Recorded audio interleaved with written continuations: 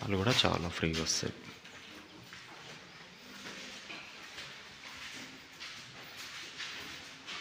ఇది master bedroom అండి. Washrooms కూడా చాలా ఫ్రీగా వస్తాయి. Children's bedroom,